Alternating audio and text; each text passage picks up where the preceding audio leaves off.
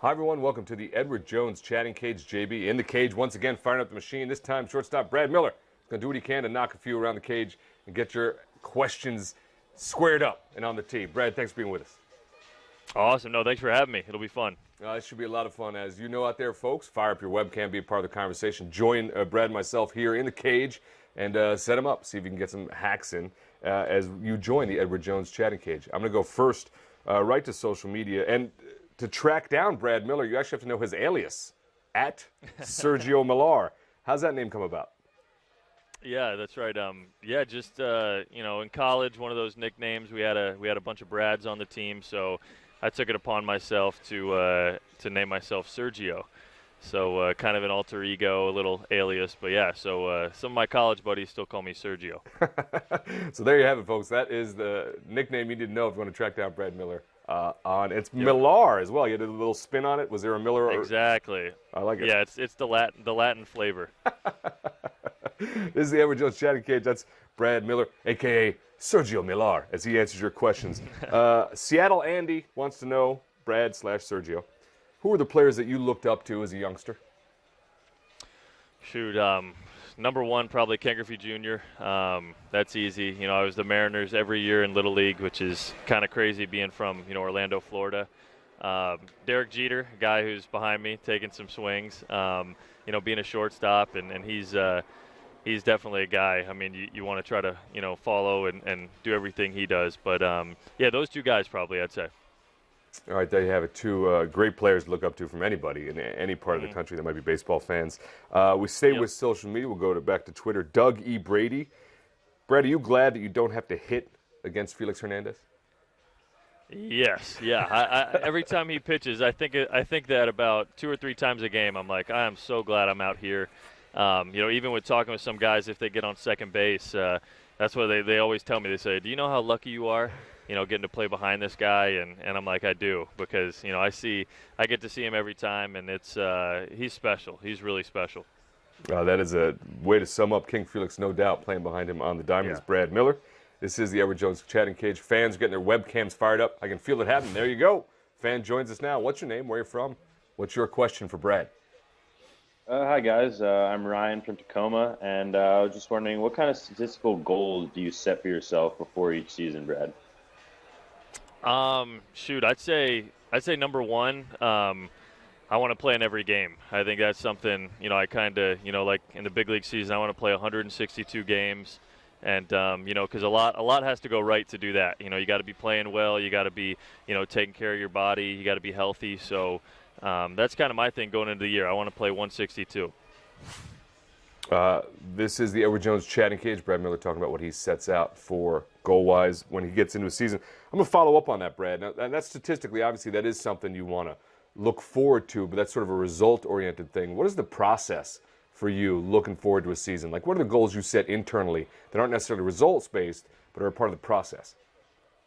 I think, number one, it's making sure, you prepare for the game.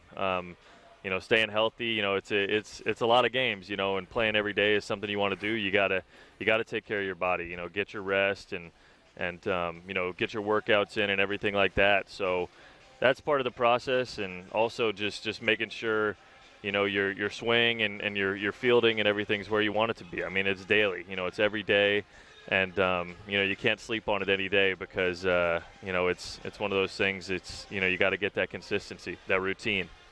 That is certainly something everybody can take away from that goals don't happen overnight. You got to work on them every single day. No question. We go back to Twitter. Super Glenn 10. Is it more satisfying, Brad, for you to stop a rally on defense or to keep one going with a hit? I love this question. Wow. I mean, both are awesome. Both are awesome. Being a shortstop, defense is I think, the top priority. But, it feels pretty good, getting a rally and keeping it going, swinging the bat.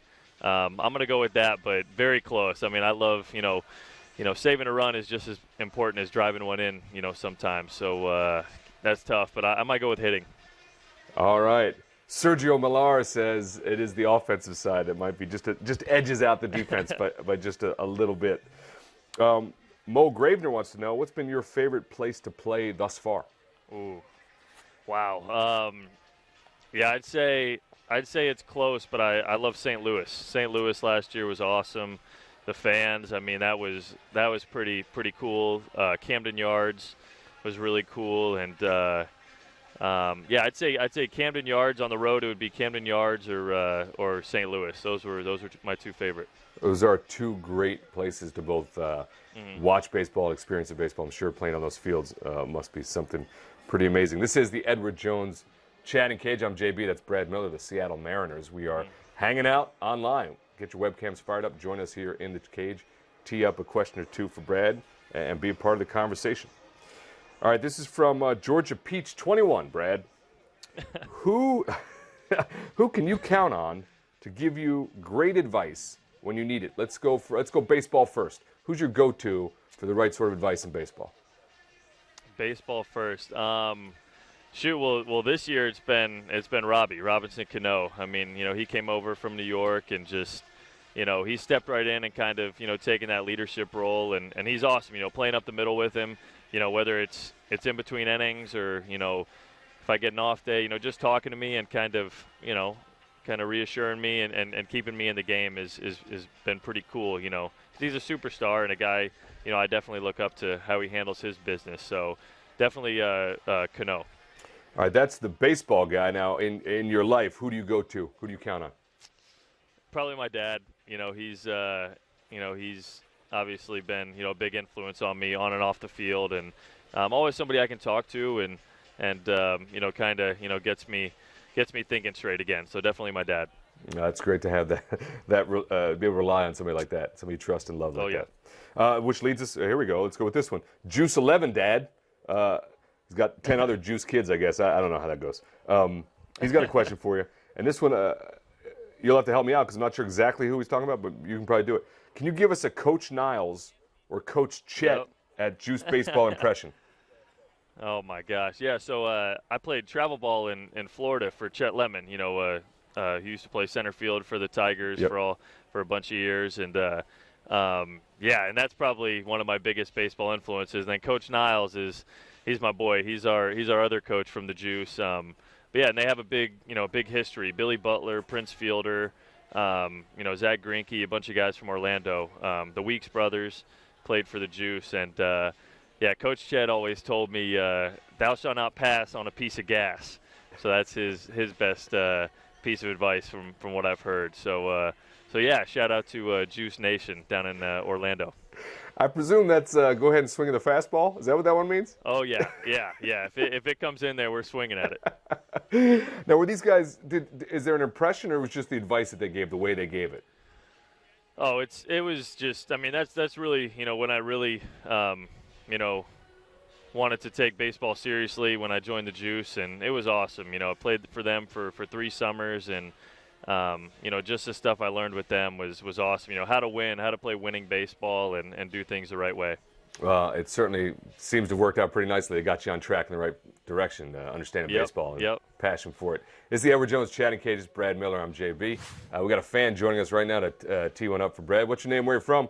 What is your question? My name is Michael. I'm from San Francisco, and I was wondering, what do you remember from the first day when you were called up to the majors? Ooh. Wow. Great question. I remember driving up to Safeco Field and not knowing where to go. It's so big, and that was my first day. And I mean, it was crazy, and I didn't know how to get into the stadium, where to go. And then I remember Pearl Jam, the guitarist from Pearl Jam did the national anthem on his guitar. And then we played the Cubs, and I'll never forget it. We won on a Mike Zunino hit a walk-off single. So my first game, I got to celebrate a walk-off. So that was pretty special. Well, that is a pretty special day. Yeah, it was awesome. I love this sort of just everyday job problem of I drove to the office. Yeah. I don't know where to park. I had no clue. I parked, on the street and had to walk in, and I had to convince people I was a player. So that was fun. No, I need to. I'm supposed to play. I got to be. Yeah. Okay. Yeah, I promise. Sure, I promise. You did, kid. I got another fan in the cage. What's your name? Where you from? What's your question? Hi, Brad. I'm James from Bellevue, and I noticed when you hit, you don't use batting gloves and you wear the stirrups. What's behind the old school look? Yeah, I don't know. You know, I get that a lot, and it's just something. You know, I could never got used to batting gloves. Couldn't do it, and you know, I like rocking the stirrups. You know, me and my buddies did it back in high school, so we just kind of like that look, that old school look. So yeah, you know, I think it fits my personality well. You know, I just kind of like going out there and getting dirty and running around. So just that old school look is I'm a fan of that. All right, Sergio Millar and his stirrups. They light up Twitter every now and again. Are you a big social media guy, Brad? Do you stay pretty active on Twitter? I mean, I'm on it. Not. I wouldn't say I'm very active, but you know, it's fun to kind of, you know, keep in the know and see, you know, where some of my buddies are at and stuff like that. But not too active. All right, we'll keep tracks on that and the stirrups. And before we let you go, we got to go with. Here's a question from A Molino 007. Do you have any favorite baseball movies? Ooh, favorite baseball movies. A League of Their Own, Rookie of the Year, Major League, the Major Leagues, all those. You can't go to Field of Dreams. My dad's from Iowa, so Field of Dreams for sure. That's got to be on there. That's a pretty good afternoon of movies right there, actually. You spend a day doing that. Oh, yeah. Not bad at all. Hey, Brad, I know we talked about you going to work on your first day. I know you got work to do today, so we're going to cut you loose. Yep. Thanks for taking time out and being with us here in the cage. No, thanks for having me. It was a lot of fun. All right, that wraps this one up, folks. We'll see you next time on the Edward Jones Chatting Cage.